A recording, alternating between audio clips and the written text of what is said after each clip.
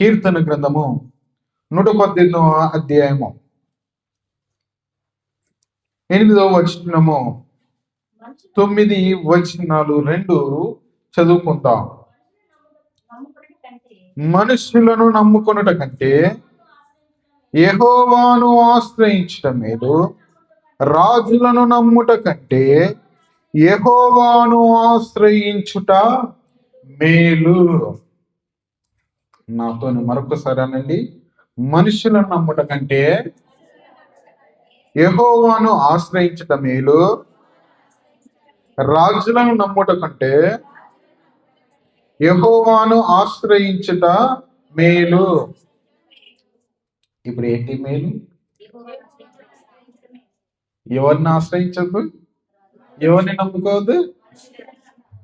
ఒకే మాటతోని ఒక జీవితాన్ని మొత్తం దేవుడు చెప్పేశాడు అని అయిపోయింది వాక్య భాగం. ఈ మాట ఎవరు రాశారు? ఈ మాటలు ఎవరు తెలియజేస్తున్నారు? ఎందుకు తెలియజేశారు? అసలు నేను తను ఎదుర్కొన్న ఆ సమస్య ఏంది, ఆ కష్టం ఏంది, ఆ బాధ ఏంది, అసలు దేవుణ్ణి నమ్ముకుంటే మేలు ఎలాగో, మనుషుల్ని నమ్ముకుంటే కీడు ఎలాగో ఈ రాత్రి వేళ మనము ఈ వాక్య భాగాన్ని ధ్యానించుకోవచ్చు. మరి నువ్వు మనుషులను నమ్ముతావా, దేవుని నమ్ముతావా? ఎవరి మీద నువ్వు నమ్మకం ఉంచి ఈ లోక యాత్రను కొనసాగిస్తావు? దేవుని యొక్క మాటల ద్వారా మనం తెలుసుకుందాం. ప్రియమైన దేవుని వాళ్ళారా, దావీదు గారు పలుకుతున్న మాటలు, ఈ యొక్క మాటలు కీర్తన భాగాన్ని ఎక్కువ శాతము ఎవరు రాశారంటే దావీదు గారు. దాదాపు 73 కీర్తన భాగాన్ని రాశారు. మన కీర్తన భాగాలు మొత్తము 150 ఉంటే అందులో దాదాపు 70 పైగా ఎవరు రాశారనంటే దావీదు గారు రాశారు. మనం అనుకుంటాం కీర్తనలన్నీ దావీదు రాశారు అనుకుంటాం, కానీ దావీదు రాయలేదు. 150లో దాదాపు 70 పైగా దావీదు గారు రాశారు. ఇప్పుడు ఈ భాగము కూడా దావీదు గారు రాసిన భాగమే. ఈ భాగంలో ఒక మాట సెలవిస్తున్నాయంటే, మనుషులను నమ్ముకొనుట కంటే యెహోవాను ఆశ్రయించుట మేలు. మొదట నమ్మకం అనగా విశ్వాసము, నమ్మకం అంటే భరోసా. నమ్మకం అంటే భరోసా. చాలా సందర్భాల్లో ఈ లోకములో కొన్నిటిని నమ్మకము వాటి మీద భరోసా పెట్టుకొని, వాటి మీద ఆశ పెట్టుకొని, వాటి మీద విశ్వాసం పెట్టుకొని మనము జీవితాన్ని ముందు కొనసాగిస్తుంటాం. భార్య భర్తను నమ్ముకొని తన యొక్క వైవాహిక జీవితాన్ని ముందు కొనసాగిస్తుంటుంది. పిల్లలేమో తల్లిదండ్రుల బలాన్ని చూసుకొని వారి యొక్క ముందున్న జీవితాన్ని, ముందున్న చదువులను ముందు కొనసాగిస్తుంటారు.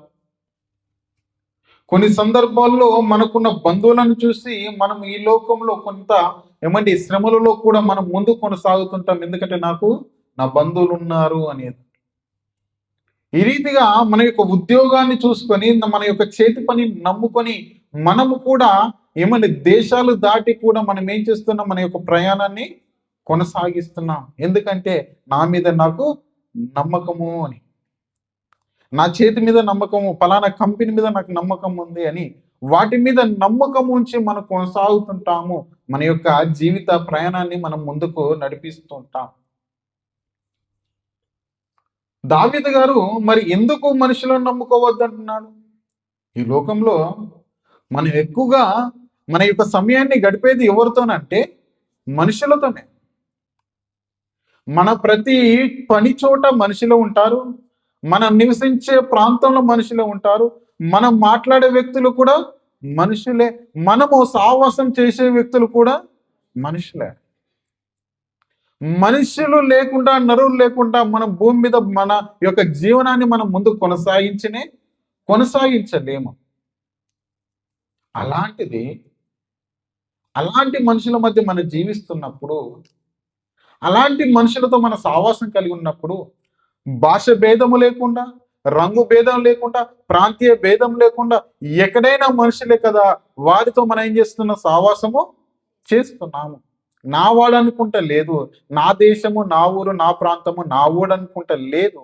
ఆ భేదము లేకుండా మనం ఎక్కడైనా ఒక మనుషుడు ఉన్నాడు అని అంటే ఆ మనుషుని నమ్ముకుంటాం. ఒంటరిగా ఒక ప్రాంతంలో ఎడారిలో జంతువుల మధ్య నువ్వు నివసించు, ఎక్కడ ఒక దూరంగా ఒక మనుషుడు కనిపించగానే వాడు ఏం చేస్తాడు?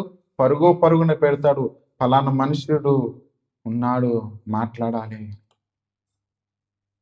ఈ రీతిగా భూమి మీద ఉన్న ప్రతి నరుడు, మనుషుడు ఇంకొక మనుషుని మీద ఆధారపడి తన యొక్క జీవితాన్ని కొనసాగిస్తున్నప్పుడు, తన ప్రయాణాన్ని కొనసాగిస్తున్నప్పుడు, అన్ని విధాలుగా మనుషులతో ముడిపడిన ఈ జీవితం భూమి మీద ఉన్నప్పుడు, మరి దావీదు గారు ఏంటంటే మనుషులను నమ్ముకోవద్దు అంటున్నాడు.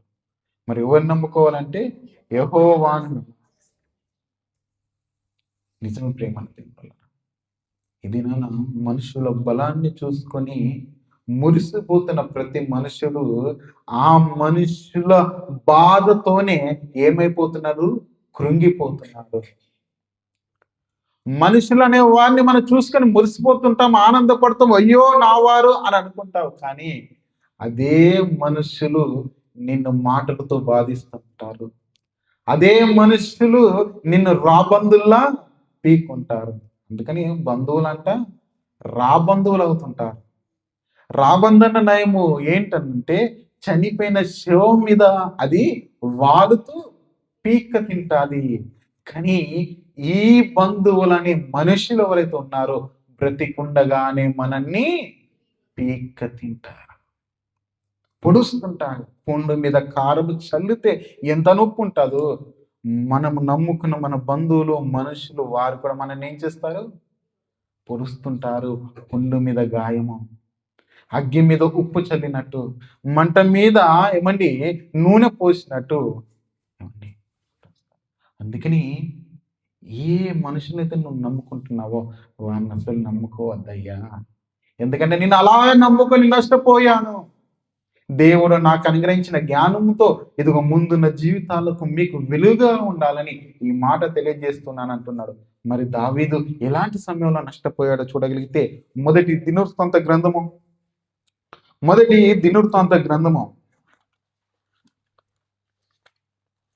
21వ అధ్యాయము.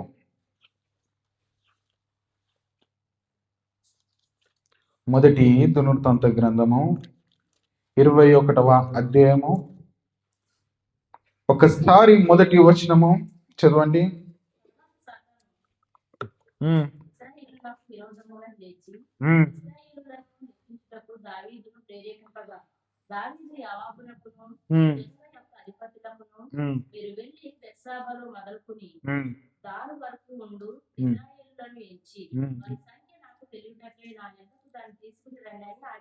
చాలండి. ఇక్కడ చూడగలిగితే ప్రేమన దేవుని వలన ఇదిగో సాతాను ఇజ్రాయేలునకు విరోధంగా లేచి ఇజ్రాయేలీలను లెక్కించుటకు దావీదును ప్రేరేపింపగా అంటున్నాడు. ఇక్కడ చూస్తుంటే ఎందుకు ఇక్కడ దావీదు ఇశ్రాయేలీలను లెక్కించడానికి ఎందుకు తనలో ప్రేరేపణ కలిగింది ఏంటి అని ఆలోచించగలిగితే 2వ వచనం కూడా చదవండి. దావీదు యోవాబులకును జనుల యొక్క అధిపతులకును మీరు వెళ్ళి బెయేర్షెబ మొదలుకొని దాను వరకు ఉండు ఇశ్రాయేలులను ఎంచి వారి సంఖ్య నాకు తెలియచేయటకే నా యొద్దకు దాన్ని తీసుకొని రండని ఆజ్ఞ ఇచ్చెను. ఏమని ఇక్కడ చూస్తుంటే ప్రేమన దేని వలన దావీదు చాలా బలమైన వాడు, చాలా జ్ఞానం కలగవాడు. అంతేకాకుండా ప్రతి సమస్యను కూడా ఆయన సులువుగా తీసుకుంటూ సులువుగా ప్రతి సమస్యలో నుండి పరిష్కారాన్ని పొందుకునేవాడు. అంతేకాకుండా ప్రతి పరిస్థితిని ప్రతి శ్రమ, ప్రతి కష్టం, ప్రతిదీ కూడా దేవుని యొక్క విచారణ చేసి దేవుడు అనుగ్రహించే జ్ఞానముతో ముందు కొనసాగేవాడు. ప్రతి కష్టం వచ్చినా, ప్రతి శ్రమ వచ్చినా, ప్రతి పరిస్థితిని మొదట ఏం చేసేవాడంటే దేవుని యొక్క దగ్గర విచారణ చేసేవాడు. తదుపరి తన యొక్క మిమ్మల్ని ఆ కార్యాన్ని ముందు కొనసాగించేవాడు, దాని ద్వారా జయాన్ని పొందుకునేవాడు. అదే రీతిగా ఆయన దావీదు గారు గొలియాతును చంపకంటే ముందు దేవుని యొద్ద విచారణ చేసి ఆ యొక్క ఆకారమైన ఆ గొలియాతును, మహా ఆకారం కలిగిన గొలియాతును కేవలం ఒక చిన్న రాయితో ఏం చేశాడు? చంపాడు. తదుపరి ఆయన అనేక యుద్ధాలు చేశాడు. ఎన్ని యుద్ధాలు చేశాడంటే ఆయనకి నిత్యం పోరాటమే, నిత్య పోరాటము, నిత్య యుద్ధము. ఆయన అనేక యుద్ధాలు చేస్తూ చేస్తూ చేస్తూ చేస్తూ ఎన్నో యుద్ధాలలో విజయాన్ని సాధించాడు. కానీ ఒక దినాన ఏమైపోయాడంటే ఇజ్రాయేలుని లెక్కించడానికి అపవాది ప్రేరేపించింది, దాన్ని గుర్తించలేదు. ఇప్పుడు ఏమి ఆలోచన చేస్తున్నారంటే మన దగ్గర ఎంత బలం ఉంది, మన దగ్గర సైన్య బలం ఎంత ఉంది, మన దగ్గర ఇజ్రాయేల్ వారు ఎంతమంది ఉన్నారు, ఎన్ని లక్షల మంది ఉన్నారు, ఏంటి అని ఒక లెక్కను తీసుకురమ్మని ఆజ్ఞ ఇచ్చాడు. 5వ వచనం ఇప్పుడు చదవండి. ఆ ఇజ్రాయేలీలందరిలో కత్తి దూవి వారును 11 లక్షల మందియో, యూదా వారిలో కత్తి దూవి వారు 4,70,000 మంది సంఖ్యకు వచ్చిరి అంటున్నారు. మరి ఇక్కడ చూడండి లెక్క. ఇజ్రాయేలీలో కత్తి దూవి వారు ఎంతమంది ఉన్నారు? మరి తదుపరి ఇదిగో 4,70,000 మంది, 11 లక్షల మంది ఇజ్రాయేలీలను, యూదా వారిలో కత్తి దూవి వారు 4,70,000 మంది. ఈ లెక్క అంతా వేసుకుంటున్నాడు. ఎందుకనంటే అయ్యో ముందు మనకు శత్రు రాజ్యం ఉంది, శత్రు రాజ్యం మన దగ్గరకు వస్తుంది. ఇప్పుడు ఈ శత్రు రాజ్యాన్ని జయించాలనంటే మన దగ్గర సంఖ్య ఎంత ఉంది? ఇజ్రాయెల్ వారిలో కత్తి దూవి వారు ఎంతమంది ఉన్నారు? యూదా వారిలో కత్తి దూవి ఎంతమంది ఉన్నారు? బెయర్స మొదలుకొని దాని వరకు కూడా ఇజ్రాయెల్ ప్రజలు ఎంతమంది ఉన్నారని ఇప్పుడు ఏం చేస్తున్నారంటే ఇదిగో లెక్క చూస్తున్నాడు. అంటే మనుషులను నమ్ముకుంటున్నాడు.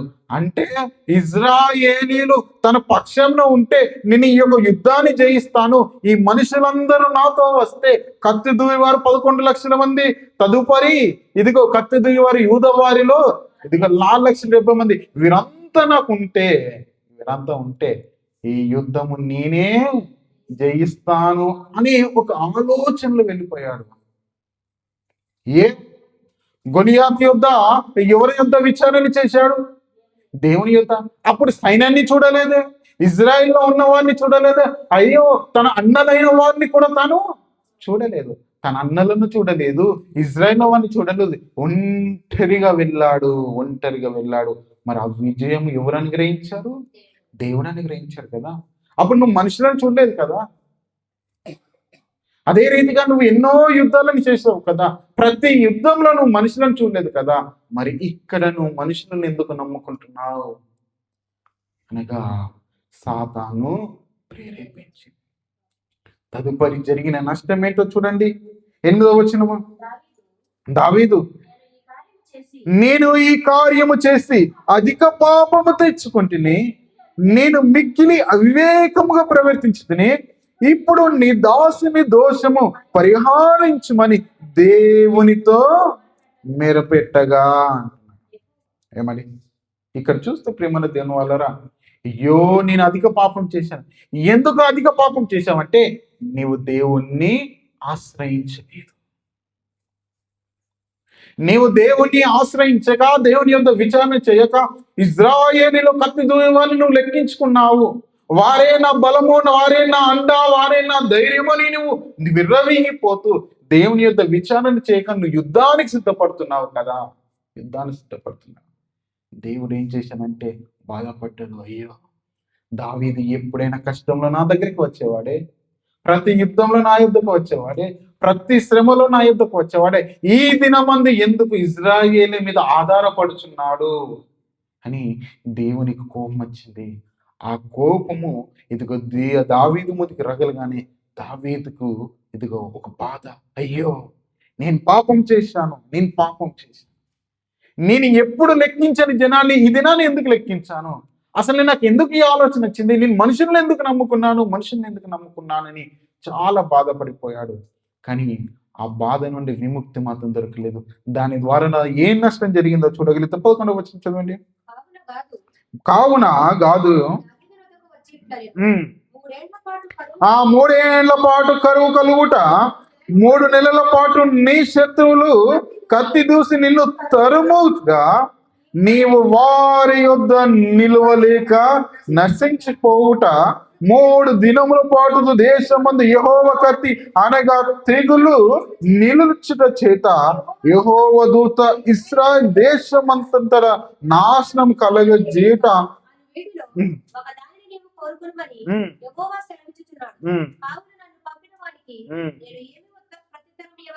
చాలండి. ఇక్కడ చూస్తే ప్రియమైన దేవుని వల్ల ఎలాంటి నష్టం కలుగుతుందండి? ఎలాంటి నష్టం?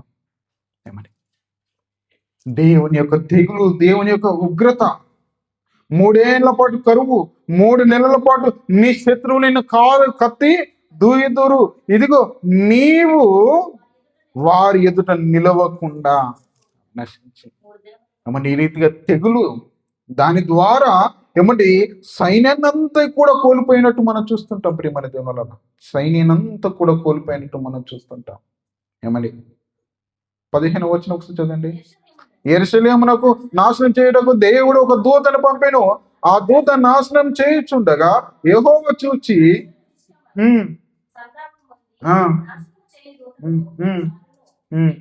ఆ 14వ వచనం చదవండి. కావున యెహోవా ఇశ్రాయేలు మీదకి తెగులు పంపగా ఇశ్రాయేలు 70,000 మంది. ఇప్పుడు 70,000 మందికి చావు కారణం ఎవరంటే దావీదే. ఎందుకనంటే దేవుణ్ణి ఎదుట విచారణ చేయక, దేవుణ్ణి ఆశ్రయించక, మనుషులను ఆశ్రయించడం ద్వారా దేవునికి ఉగ్రత, దేవుని యొక్క ఉగ్రత వచ్చింది. దేవునికి కోపము, దేవుని కోపం వల్ల ఉగ్రత, తెగులు. ఇదిగో దేవుని యొక్క దూత, సంహారక దూత 70,000 మందిని చంపాడు. ఆ బాధల్లోనే మాట్లాడుతున్న మాట ఏం మాట్లాడుతున్నాడో మరొకసారి చూడండి. కీర్తన గ్రంథం 33వ అధ్యాయం. కీర్తన గ్రంథం 33వ అధ్యాయం 16-17 చదవండి. ఇప్పుడు అందరు తీశారండి. ఇప్పుడు చదవండి. ఏ రాజును సేన బలము చేత రక్షింపబడడు, ఏ వీరుడు అధిక బలము చేత. ఇప్పుడు ఈ మాట ఎప్పుడు రాశానండి? ఎప్పుడైతే 70,000 మంది చనిపోయారు, ఎప్పుడైతే 11 లక్షల మంది అని ఇజ్రాయెల్లో కత్తి దూయివారని, 4 లక్షల పైగా ఇదిగో యూదులలో కత్తి దూయివారని ఎవరిని చూచి, ఎవరి అండను చూసి తను ధైర్యంగా ఉన్నాడు. ఏమండి తదుపరి దేవుని యొక్క ఉగ్రత రాగానే మాట్లాడుతున్న మాట ఏంటంటే, ఏ రాజును సేనా బలము చేత రక్షింపబడడు, ఏ వీరును అధిక బలము చేత. నిజమే కదండి. ఎంత సైన్యం ఉన్నా రాజు తప్పించుకోలేదు, ఎంత అధిక బలమున్నా వీరుడు తప్పించుకోలేదు. ఇదేనా ఎవరిని చూసి మనము చాలా ధైర్యంగా ఉంటున్నాము, ఎవరు అండను చూసి మనము వారి మీద నమ్మకంతో మనం ముందుకు కొనసాగుతున్నాము. మరి వారినే నమ్ముకోవద్దండి. ఎందుకంటే వారు ఉన్నారని నువ్వు అనుకుంటావు, కానీ వారు ఉన్నా లేని యొక్క స్థితిలోనే నీ జీవితము కొనసాగుతుంటుంది. అన్ని ఉన్న అల్లున్నట్లే శని అన్నట్టు. ఏమండి మనకు అందరు ఉన్న ఏమైపోతుంది? అది ఏమి లేదు, పేరుకే ఉన్నారు, పేరుకే.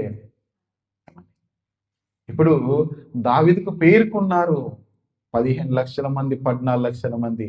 కానీ ఏమైంది అంటే 3 నెలల పాటు శత్రువే విజయము, 3 నెలల పాటు తెగులు, 3 నెలల పాటు కరువు. ఏమైందయ్యా నీ సైన్యము అనంటే, సైన్యము చేతులు ఎత్తేసింది. సైన్యం ఏం చేసిందంటే చేతులు ఎత్తేసింది. అప్పుడు అంటున్నాడు, అయ్యా ఏ రాజు కూడా సేన బలముతో రక్షింపబడదు. ఇంకో చక్కని మాట సెలవిస్తాడు. ఇదే దావీదు గారు 146వ కీర్తన చదవండి. 146వ కీర్తన 146వ కీర్తన 3వ వచనం. రాజుల చేతనైనను నరుల చేతనైనను రక్షణ కలగదు, వారిని నమ్ముకొనకుడి, వారి ప్రాణము వెడలిపోవును, వారు మంటి పాలగుదురు. చాలా అండి. ఇక్కడ ఏమంటున్నాడు? రాజుల చేతనైనను నరుల చేతన రక్షణ కలగదు, వారిని నమ్ముకొనకుడి. ఇప్పుడు ఎన్ని మాటలు మాట్లాడుతానంటే 3 సందర్భాలు అంటున్నాడు. మొదటిది, మనుషులను నమ్ముకోకండి. ఏ రాజు కూడా సేనను నమ్ముకోవద్దు. అధిక బలం ఉంది, బలాగ్యునని బలముతో జిమ్ముగా వ్యక్తి కానీ, లేకపోతే మంచి పౌష్టికమైన ఆహారం తింటూ బలంగా ఉన్నాడు, 6 అడుగులో ఉన్నాను, ఆరోగ్యంతో ఉన్నానని నీ ఆరోగ్యం బట్టి నువ్వు ఎప్పుడు కూడా ఇదిగో దాన్ని నమ్ముకొనవద్దు అంటూ ఇక్కడ అంటున్నారు. ఏంటంటే ఏమంటున్నారు? రాజుల చేతనైన రాజులకు రక్షణ కలగదు, వారిని. ప్రియమైన దేవుని వాళ్ళరా, ఇది అనుభవపూర్వకంగా రాస్తున్న మాటలు, దావీదు అనుభవించి రాయించిన మాటలు. ఇది నువ్వు ఎంతమందిని నమ్ముకున్నావు? ఎంతమంది చేత నువ్వు మోసపోయావు? నువ్వు ఎంతమందిని నమ్ముకుని ఎంతమంది చేత నువ్వు మోసపోయావో? ఎంతమంది నా వారు నాకున్నారు అనుకుంటే నిన్ను విడిచిపెట్టిన వారు ఎంతో మంది నీకు ఉన్నారు. మొదట నువ్వు అనుకున్నావు నా వారు నన్ను విడిచిపెట్టరు, కానీ నీ వారే నిన్ను విడిచిపెడతారు. ఏ ఒక్క మాటతో నీ నోరులో ఒక మాట, ఒక నాలుక ద్వారా వచ్చిన ఒక మాట ద్వారా నీ వారమైపోతున్న నీకు కానరానంత దూరంకు కనుమరుగైపోతుంటారు. అందుకని ప్రియమైన దేవుని వాళ్ళరా, మనుషుని అనేవాడు వట్టివాడు, కానీ దేవుడు అనేవాడు గొప్పవాడు. మనుషులు నిన్ను వేసిన, మనుషులు నిన్ను బాధించిన, మనుషులు నిన్ను నిందించిన, మనుషులు అనేవాడు ఎప్పుడు కూడా నీ మంచి కొరక, నీ క్షేమం కొరక, నీ యొక్క పతన స్థితిని చూడాలని ఆశ పెట్టుకునే ఏ మనుషుల యొక్క జీవితాలనైనా నువ్వు చూసినా, వారి యొద్దకు నువ్వు వెళ్ళినా నీకు ప్రయోజనం ఉండదు. కానీ నీవు దీవించబడాలని, నువ్వు ఆదరించబడాలని, నువ్వు ఆశీర్వదించబడాలని, నువ్వు ఉన్నతంగా ఎదగాలని, ఆయన యొక్క కృపకు నువ్వు పాత్రగా ఉండాలని నిత్యము నీ వైపు చేతులు చాచే దేవుడు కొన్నాడు. ఆ దేవుని నువ్వు ఆశ్రయించినప్పుడు ఎప్పుడు కూడా నిన్ను ఉన్నతమైన స్థితిలో తలగానే ఉంచుతాడు తప్ప ఎప్పుడు తోకగా. అందుకని ప్రియమైన దేవుని వల్లరా, ఇంకా ఏ విషయాల్లో మనుషులు నమ్ముతూ మోసపోతున్నారో కొంత భాగాన్ని త్వరగా చూసి మనము ముందుకెళ్దాము. యెషయా గ్రంథము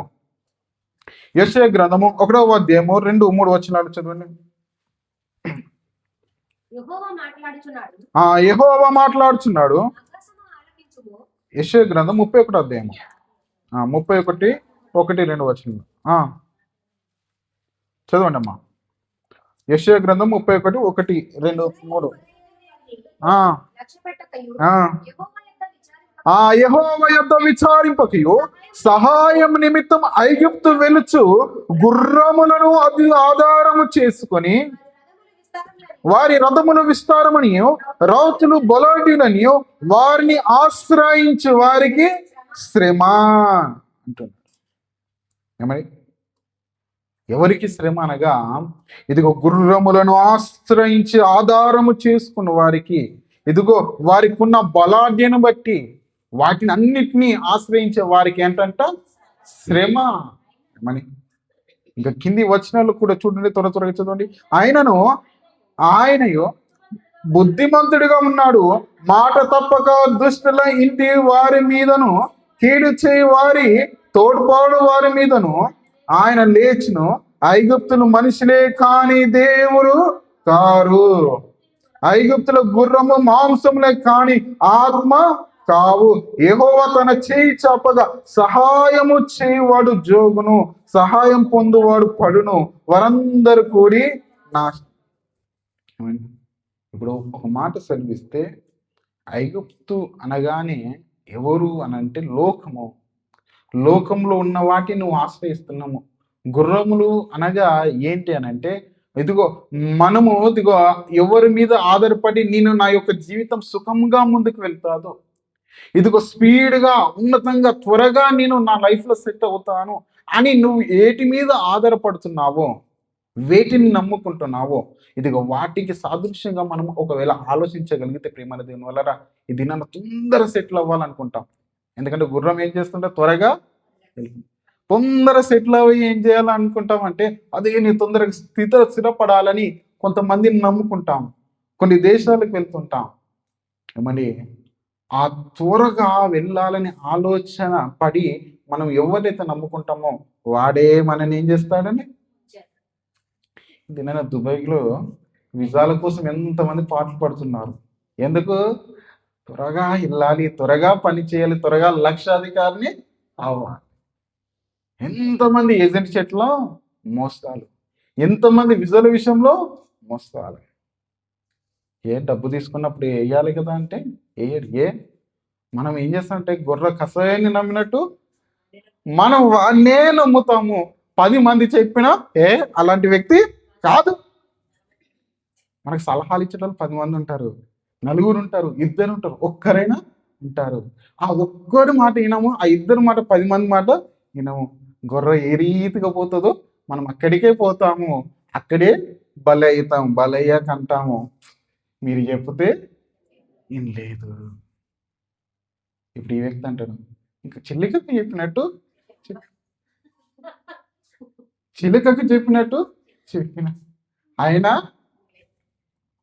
చెప్పంగా ఈనాడు. మన శాస్త్రం ఒకటే చెప్తాను, సామెత ఏమని, చెప్పంగా ఈనడన్నట చెడంగా చూడాలి. మీకు తెలియదు ఈ మాట. చెప్పంగా అంటే మా తెలంగాణ ప్రాంతం ఉంటాడు, చెప్పగా వినను అంట, వాడి చెడిపోగానంట చూడాలి. ఎందుకంటే చెప్తే చెప్తే వింటే బాగుపడతాడు. వినలేదు కాబట్టి వాడు చెడంగా చూడాలి అని అంటుంటారు.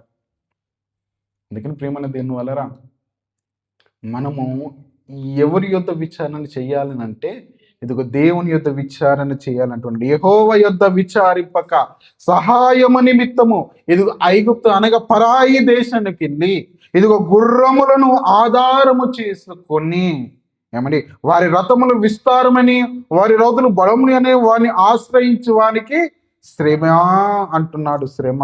ఏమండి, ఇంకా చూడండి, ఇదే యెషయా గ్రంథం 36వ అధ్యాయము 6-7 వచనాలు. నలిగిన రెల్లు వంటి ఐగుప్తును నిన్ను అమ్ముకొనుచున్నావు కదా, ఒకడు దాని మీద ఆనుకొని ఉన్న అది వాని చేతిని గుచ్చుకొని దూసుకొని పోను. ఐగుప్తు రాజు అయినను అట్టివాడే మన దేవుడైన యెహోవాను మేము నమ్ముకొనుచున్నామని మీరు నాతో చెప్పుదేమో సరే. యెరూషలేమందున్న ఈ బలిపీఠం మీద నొద్ద మాత్రమే మీరు నమస్కారం చేయవలని.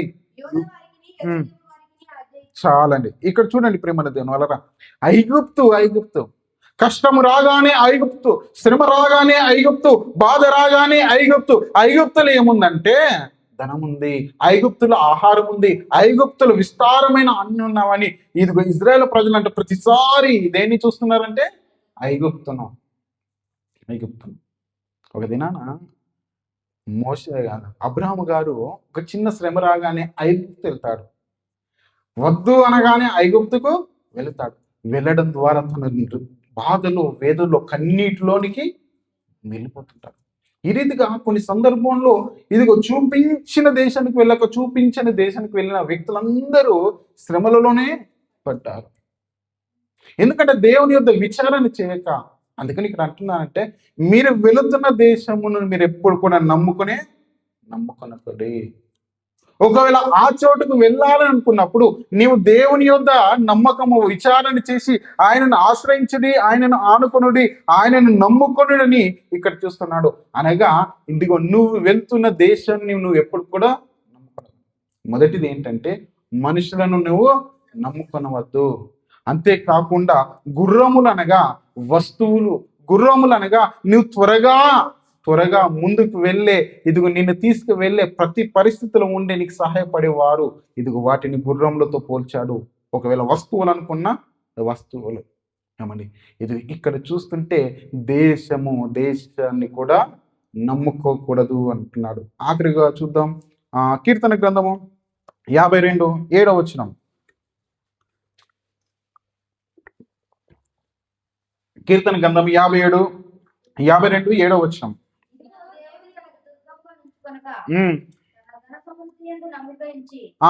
తన ధన సమృద్ధి యందు నమ్మిక ఉంచి తన చేతిని బలపరుచుకున్నవాడు. చాలండి. ఇక్కడ ఏమన్నా ఉంది అండి, ఏమండి ప్రేమన దేవుని వల్లరా, ఇదిగో దేవుని తనకు దుర్గముగా నుంచుకొనక తన ధన సమృద్ధి యందు నమ్మిక ఉంచి అంటున్నాడు. అంటే దేవుని మీద నమ్మకము, దేవుణ్ణి ఒక దుర్గముగా ఆశ్రయస్పదముగా దేవుణ్ణి ఆధారము చేసుకునక దేని అందంట నమ్మకము, తన ధన సమృద్ధి అంటున్నాడు. అంటే ధనాన్ని నమ్ముకున్నవాడు, తన ధనాన్ని నమ్ముకున్నవాడు. మరి ధనాన్ని నమ్ముకున్నవాడు ఏమవుతాడు ఏంటి అని చూస్తే సామెతలు 11:28 చదవండి. సామెతలు 11.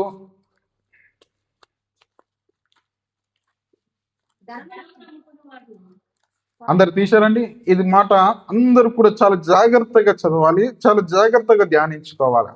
అందరు కూడా తీసినట్టయితే ఇప్పుడు చదవండి. ధనమును నమ్ముకుని వాడు పాడైపోవును, నీతిమంతులు శిఖరాకు వలె వృద్ధి. ఎవడు పాడైపోతాడు? ఎవరు పాడైపోతారు? ధనము.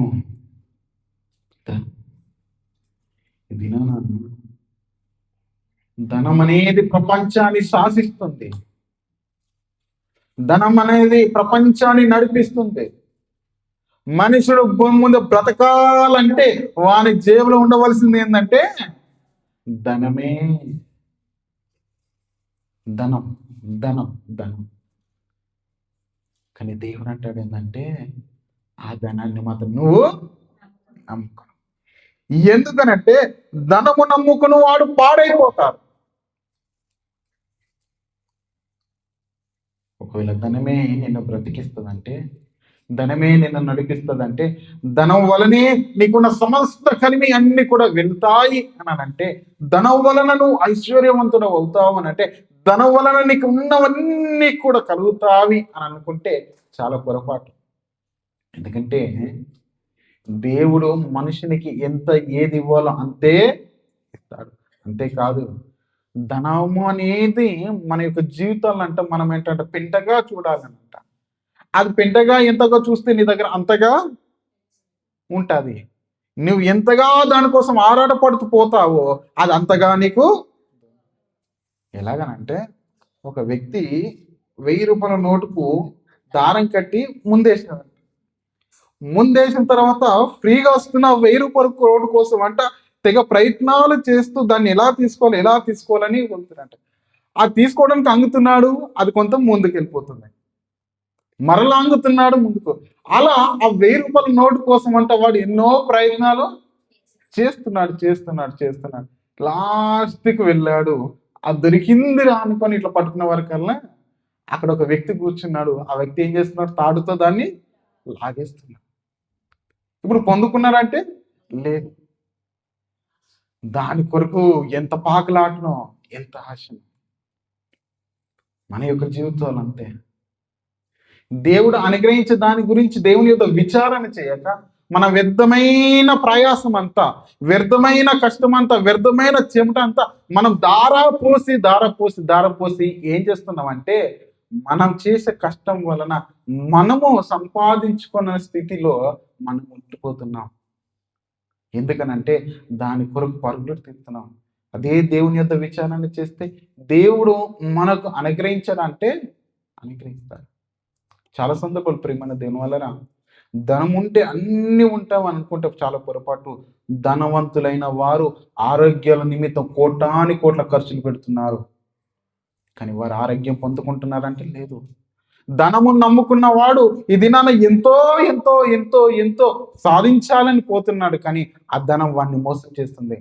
ఆసుపత్రిలో లోగాలు వెళ్ళిపోతున్నప్పుడు అంటారు, అయ్యా ఎంత ఖర్చు అయినా చాలు, ఎంత ఖర్చు అయినా పర్లేదు, నా కుమార్ని బతికించయ్యా, ఎంత ఖర్చైన పాలు, నా బిడ్డను బతికించే, ఎంత ఖర్చైన పర్లేదు, మా డాడీని బతికించే అని మీరేం చేస్తుంటారు? అక్కడ డబ్బును పెడతారు.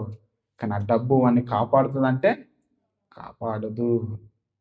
అంటే డబ్బు ఒక మనిషిని రక్షించలేదు, ఒక డబ్బు ఒక మనిషిని కాపాడలేదు. ఇది నా అవయవాలు ఖరాబ్ అయ్యి కిడ్నీలు ఫెయిల్ అయిన వారు కోటాని కోట్ల కోటీశ్వరులు ఉన్నారు, కానీ కిడ్నీ కూడా వారు సంపాదించుకోలేని, గుండె పాడైపోయి గుండె కోసం చూస్తున్న వారు ఉన్నారు, కానీ గుండె కూడా కొనుక్కోలేని స్థితి. కాళ్ళు చేతులు పోయి ఎంతో మంది ఉన్నారు, వాటిని పెట్టించుకోలేని స్థితి. ఏంటయ్యా అంటే ధనము. అందుకని దేవుడు ఒకే ఒక మాటతో కొట్టి పాడేశాడు, ఏంటంటే ధనమువంతుడు పరలోక రాజ్యంలో ప్రవేశించడు. అందుకని ప్రియమైన దేవుని వలన మన యొక్క జీవితంలో మనం ఎక్కువ దేన్ని ప్రేమిస్తామో దేవుడు దాన్ని మన నుండి దూరంగా చేస్తాడు. మనం ఎక్కువగా దేవుణ్ణి ప్రేమిస్తామో దేవుడు మనల్ని ఏం చేస్తుంటాడు? ఆశీర్వాదకర్తగా మనల్ని మారుస్తుంటాడు. ఇది నువ్వు మనుషులను నమ్ముకుంటున్నావేమో, ఆ మనుషుల ద్వారా నీకు కీడు. ఇది నీకున్న వస్తువులను బట్టి నువ్వు నమ్ముకొని నువ్వు ఎంతో ఎంతో ధైర్యంగా ఉంటున్నావేమో, దానివల్ల నువ్వు నష్టం. నువ్వు దేశాన్ని నమ్ముకొని దేశం మీద ఆధారపడి ఉంటున్నావేమో, దాని వలన నీకు నష్టం.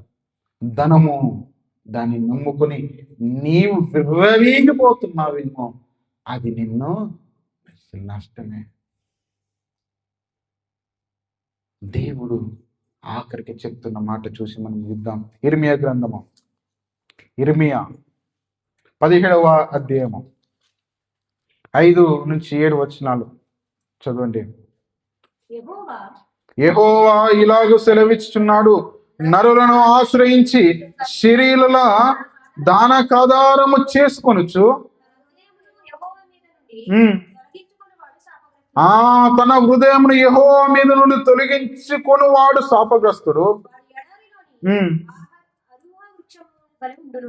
7వ వచనం చదవండి అమ్మా. యెహోవాను నమ్ముకుని వాడు ధన్యుడు, యెహోవా వానికి ఆశ్రయముగా ఉండును. ఈ కింది మాటలు మీరు ఇంటికి వెళ్ళిన తర్వాత చదవండి. ఎందుకనంటే యెహోవాను నమ్ముకుంటే నువ్వు ఏ రీతిగా ఫలిస్తావో, నువ్వు ఏ రీతిగా ఆశీర్వదించబడతావో, నువ్వు ఏ రీతిగా దీవించబడతావో, నువ్వు అసలేంది ఏ రీతిగా నీకున్న కష్టాల నుండి ఫలీభరితమైన జీవితం, ఫలించే జీవితం ఎప్పుడు జరుగుతుందో అది మీరు ఇంటికి చదవండి. ప్రేమ దేవుని వల్ల ఇదిగో ఈ దినాన్ని నుండి నువ్వు మనుషులను నమ్ముకొనకుండా దేవుని మీద ఆధారపడుదువుగాక. ఈ దిన నాటి నుండి నీవు వస్తువులను ఇదిగో నీకు అనుగ్రహించిన వాటిని వాటిని ఆధారం చేసుకోకుండా దేవుని మీదనే నీవు ఆధారపడుదువుగాక. అంతేకాకుండా ఇదిగో ఈ లోకములో ఉన్న దేశాలను బట్టి కానీ, నీకున్న ప్రాంతాన్ని బట్టి కానీ, నీకున్న ధనాన్ని బట్టి నువ్వు ఆధారపడక, వాటిని ఆశ్రయించక దేవుని మీద నీవు ఆనుకుందువు గాక. కాబట్టి ప్రియమైన వాళ్ళరా, ఇదిగో ఇది ఒక్కసారి ఆలోచిద్దాం. నువ్వు మనుషులను నమ్ముకుంటున్నావా? దేవుని పక్కన పెట్టి. నువ్వున్న వస్తువులు నమ్ముకుంటున్నావు, దేవుని పక్కన పెట్టి.